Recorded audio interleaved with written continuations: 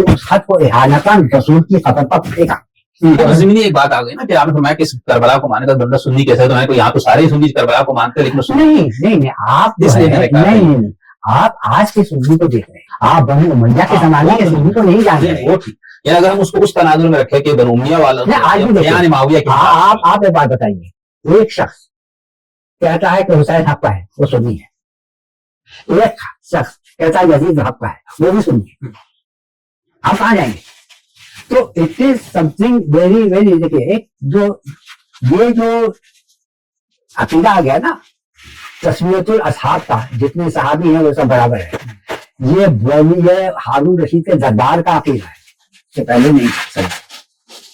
ٹھیک ہے, ہم کو پتہ نعوذ باللہ میں سمجھو کہ ہمارے بارے میں کہا گیا کہ یہ حق ہے, ٹھیک ہے نا, آپ کو بتا گیا آپ حق ہے, ٹھیک ہے نا, آپ کو بتا دیا آپ مولوی نے آپ حق ہے, ہم تو میری مولوی مل رہا ہے ہم حق ہے, تو ہم آپ کو ایک ماریں گے, آپ ہم کو ماریں گے.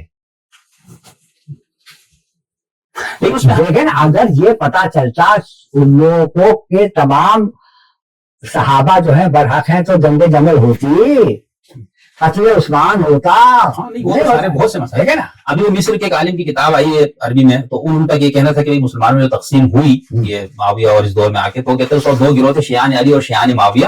تو وہ کہتے ہیں شیعان معاویہ کا خاتمہ اب پوری امت شیعان علی ہے, وہ لکھنے والا خود سنی ہے. تو وہ کہتے اچھا, لیکن وہ اس تقسیم کو عقیدے کی بنیاد پہ نہیں بنا, وہ کہتے ہیں تاریخی سیاسی, وہ کہتے ہیں سیاسی مسائل تھے جس ان کا موقع بتا رہا ہے. اس مفہوم میں وہ کہتے ہیں کہ ایک بات ہے اور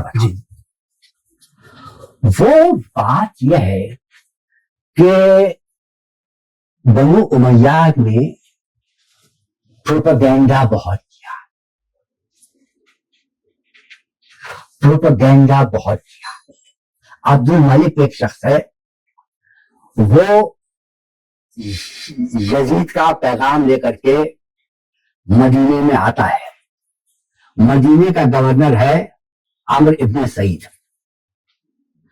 اس میں واقعات کربلا ہے.